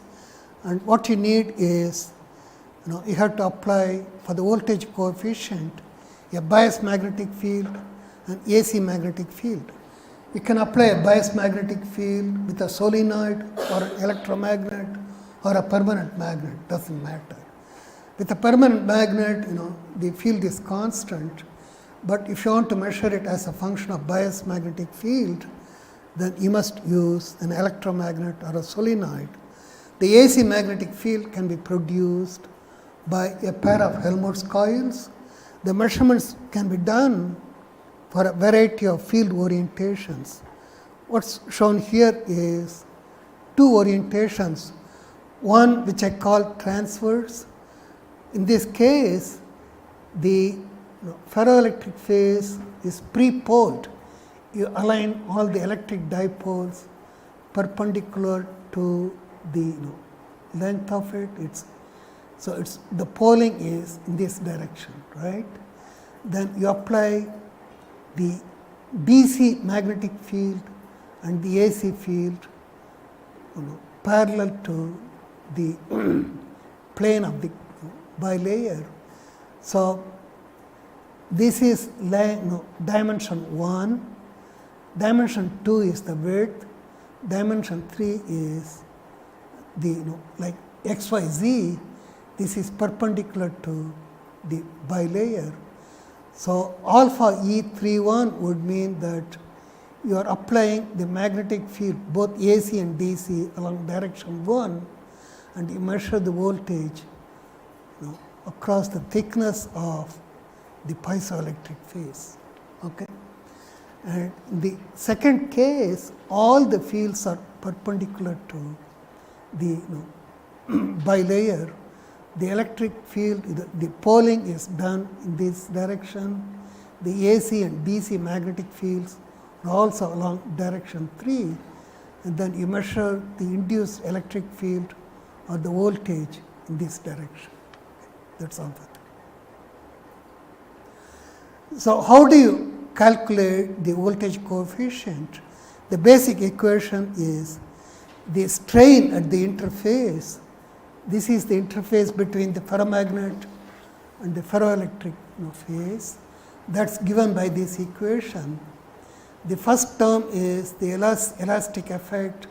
The T is the stress tensor and the compliance coefficient. Compliance is inverse of Young's modulus. And the second term is the piezoelectric effect, that is D times E. The third term is the piezomagnetic effect, that is Q times H. So, the way it is done is you estimate the magnetoelectric coefficient with this 3-step procedure. The first step is to estimate the total strain at the interface, which is the sum of the elastic, and if it is an electric field, it is piezoelectric strain. If it is a magnetic field, it is magnetostrictive strain. So, you find this term S, then you have to estimate the strain stress relationship at the boundary between the two phases, and then you can estimate the the electric field, stress electric field relationship, and also the boundary conditions are important. The bilayer can be free to expand along the direction 3, or if you clamp it, the boundary condition will change. Okay. And this is the equation under if the bilayer is free to expand in the direction 3, this is the equation. Q is the piezomagnetic coefficient, and look at this, it has two terms, Q11 and Q12, because when you apply a magnetic AC field parallel to the sample plane, there is change in the length in this direction as well as in the perpendicular direction, right. That is Q11 and Q12. Those are the two terms.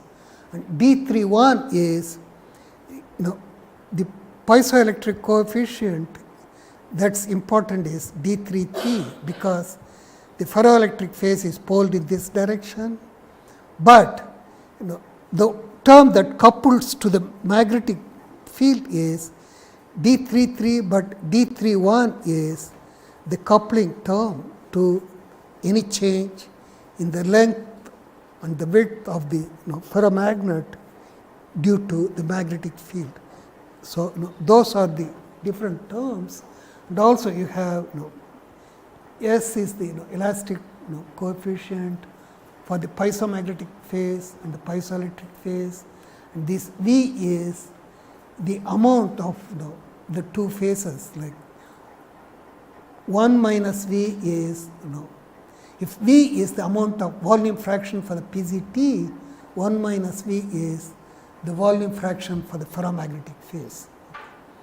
So, it is a bit complicated expression, but what it comes down to is these are the key terms Q and D. So, this is the piezoelectric coupling coefficient. It couples to what happens due to the in-plane AC magnetic field. And the one here is for all the fields perpendicular to the plane, and these are some examples for very selected system of bilayer composites. The So, we are considering a bilayer of a ferromagnet and a ferroelectric. So, these theoretical curves are for the ferromagnetic phase being a spinel ferrite, in this case a nickel ferrite. The ferroelectric phase is PZT. There are known parameters.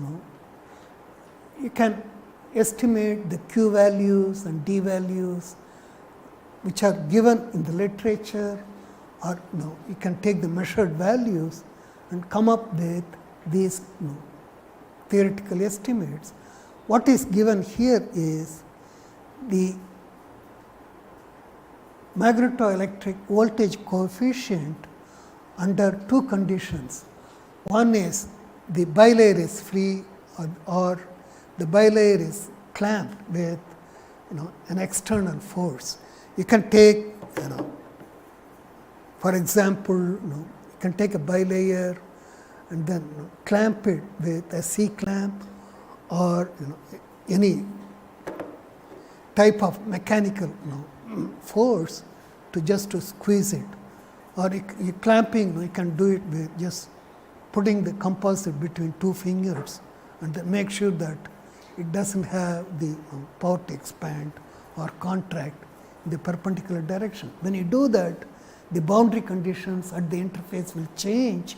That will change the magnetoelectric voltage coefficient. As you see here, when it is rigidly clamped, the voltage coefficient is much higher compared to unclamped in this particular case. What is along the x-axis is, in this composite, how much PZT and how much ferrite is present. This V is the volume fraction for the piezoelectric phase. If the volume fraction is 0.2, that means it is 0.2 for PZT, 0.8 for nickel ferrite. Okay.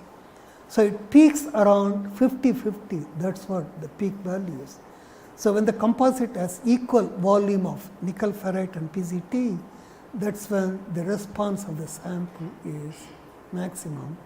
And also you see here that rigidly clamped and free unclamped samples, they have different response to an applied magnetic field.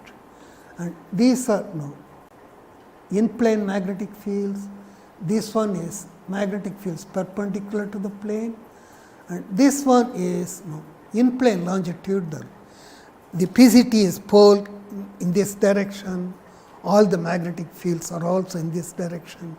You measure the voltage across this direction. Okay.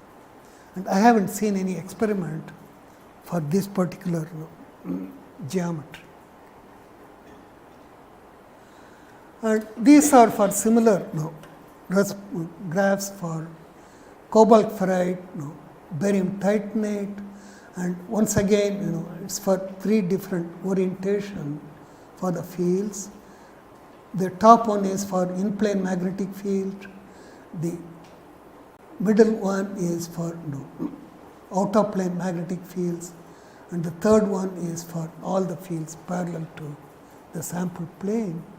And lanthanum strontium manganese oxide, it's a ferromagnet.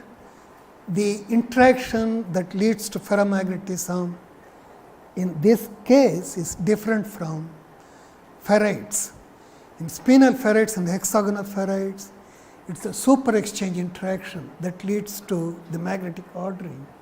And this one has what's called double exchange, but you don't have to worry about it now.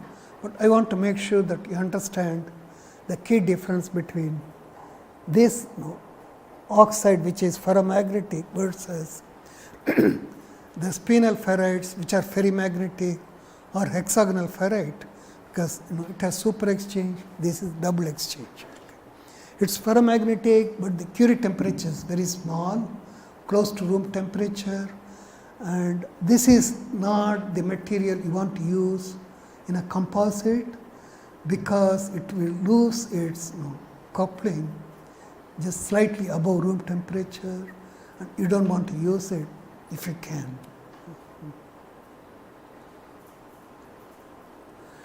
So, this is something I want to show you this afternoon, I will show you the measurement system that we have in my lab, and it's very similar to what is shown here.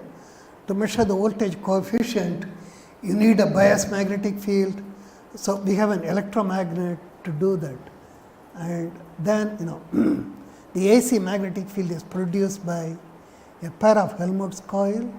The sample is placed here so that the fields are all, in this particular case, you can orient the sample parallel to this field, or you can turn it by 90 degrees to make it perpendicular to the field. Then the DC power supply will drive this electromagnet, and the AC power supply will drive these Helmholtz coils. Then you measure the voltage across the sample, the ferroelectric layers. There are many ways to measure the voltage. You can use an oscilloscope, or you can use a lock-in amplifier. A lock-in amplifier will lock onto a particular frequency. So that would eliminate any noise pickup.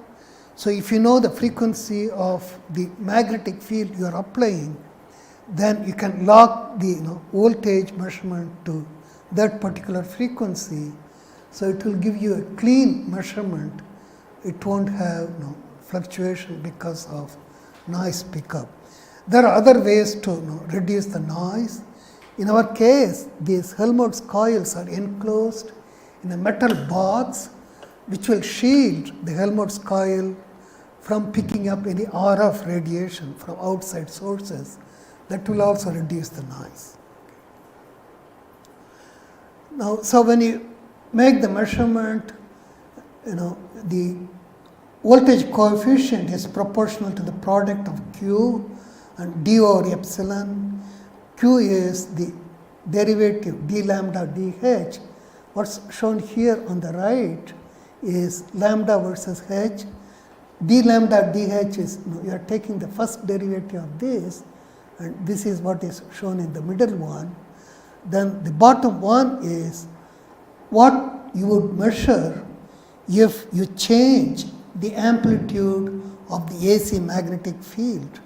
And if you do that, it's a linear function, and the voltage will increase linearly with the applied AC magnetic field. If you take the slope of this, that is the voltage coefficient times the thickness T. You take the slope, divide by the thickness of the composite or the PZT, then you have the voltage coefficient. Okay.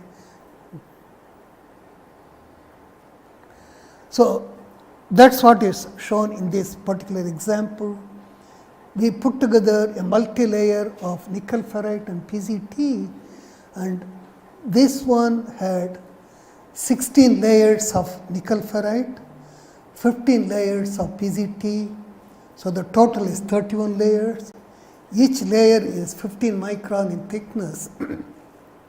So we made these ferrite and PZT by what's called tape casting. It's a lengthy process. Then in the tape casting you make these layers separately, the ferrite and PZT. Then you stack them up the way you want.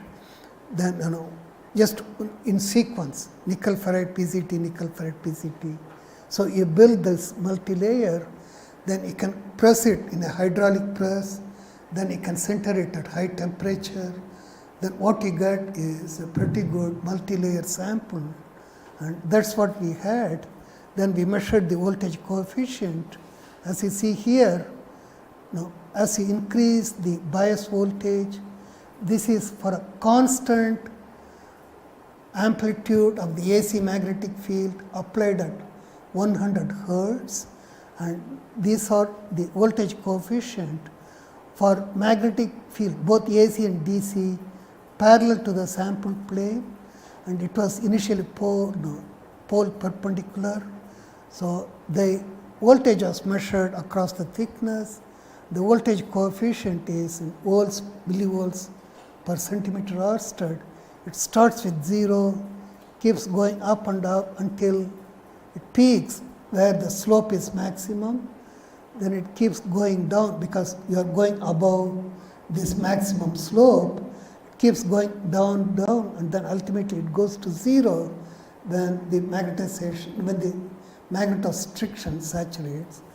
This is for in-plane magnetic fields. This is for magnetic field perpendicular to the plane. As you see here, the magnitude for this case is much smaller than in-plane magnetic field. That's because when you change the orientation of the magnetic fields from parallel to perpendicular, there is demagnetization. Both the AC field and the DC field will decrease because of the demagnetizing field. So the overall effect will be weaker, and that's what is shown in this data.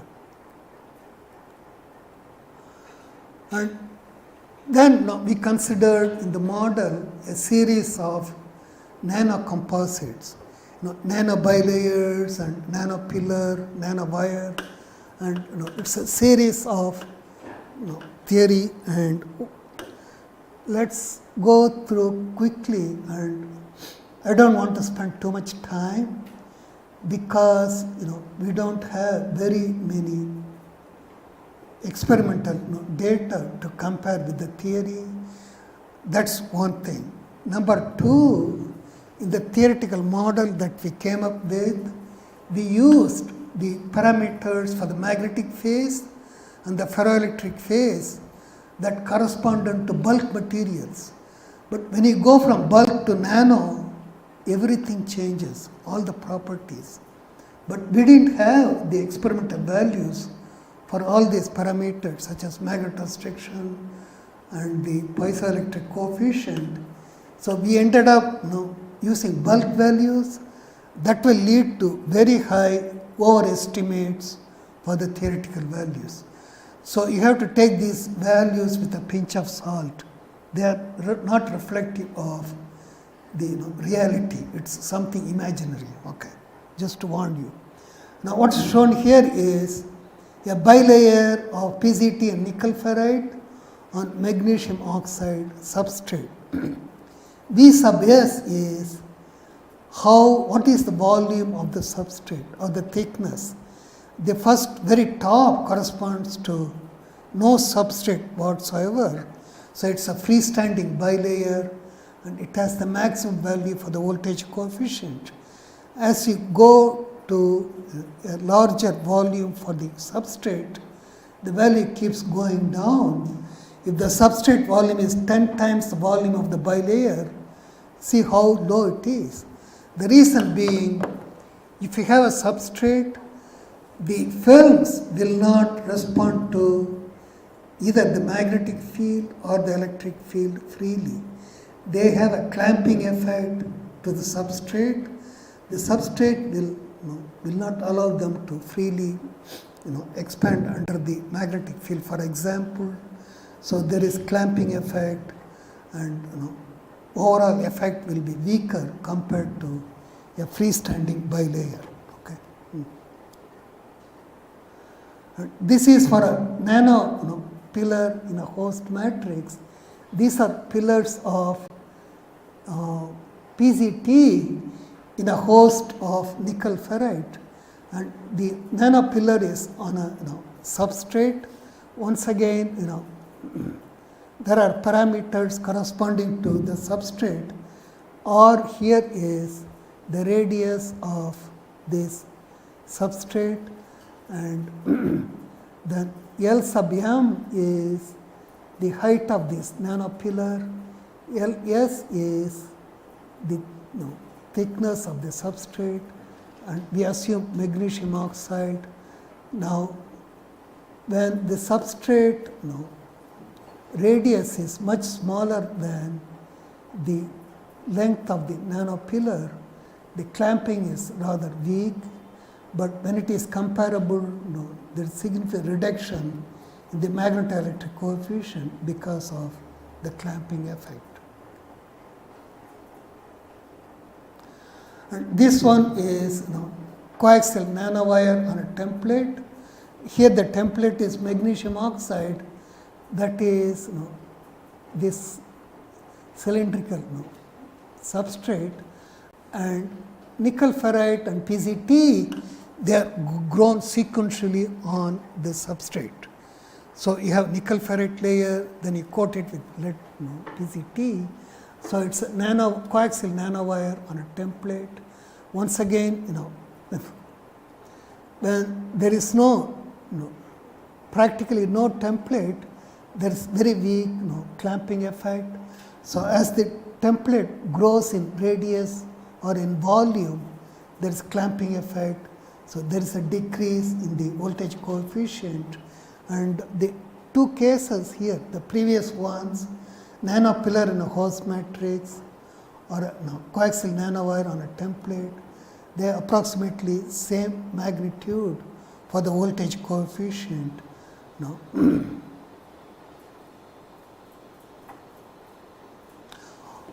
Okay, shall we stop here? Okay, so in the afternoon, the very first hour, I will discuss the rest of this particular talk, then go over to the demonstration of the measurement of the low frequency magnetoelectric effect. Okay, all right, yeah. Thank you. Questions?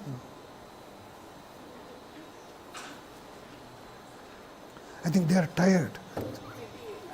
Yeah. All right. Yeah. So why there is a need of superimposing of AC as well as DC magnetic field? Means I want to ask, is there any difference of output voltage with AC magnetic field and only DC magnetic field by measuring the voltage? So you want to apply only the AC field No. and no DC field? So why both magnetic field are required? Why? Okay. You can apply a DC field, that's fine. So when you apply a DC field, there will be a change in the polarization. But, the piezoelectric layer has a finite conductivity. Even though we say it's infinite, it's finite. So there will be what's called a leakage current. So the voltage builds up. So the leakage current will bring the positive and negative. They will be annihilated. You lose all the voltage. There's nothing to show for, right? Whereas if you apply an AC magnetic field, there's a switching of polarity, then there is a real AC field, AC voltage that you can measure. It's not going to go to zero. Whereas in the static case, DC field only, the voltage will die down to zero and you don't have anything.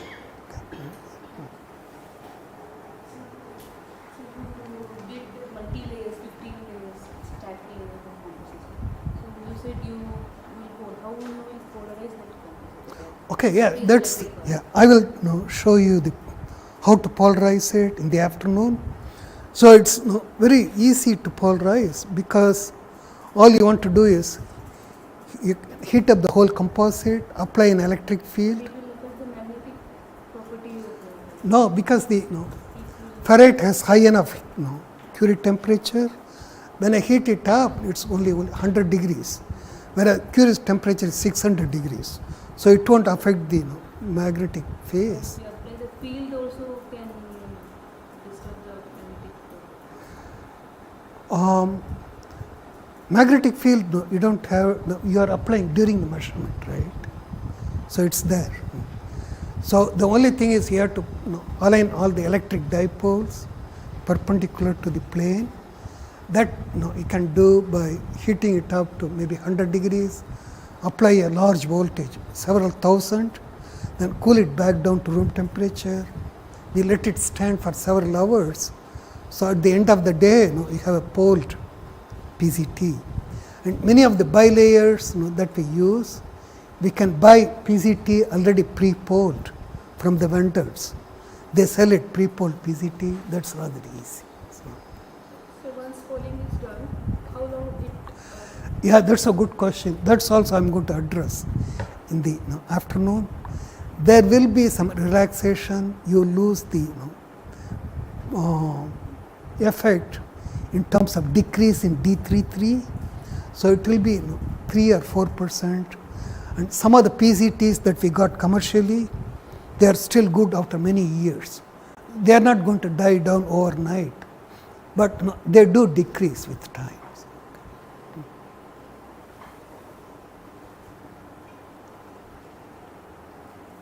Okay. Yeah.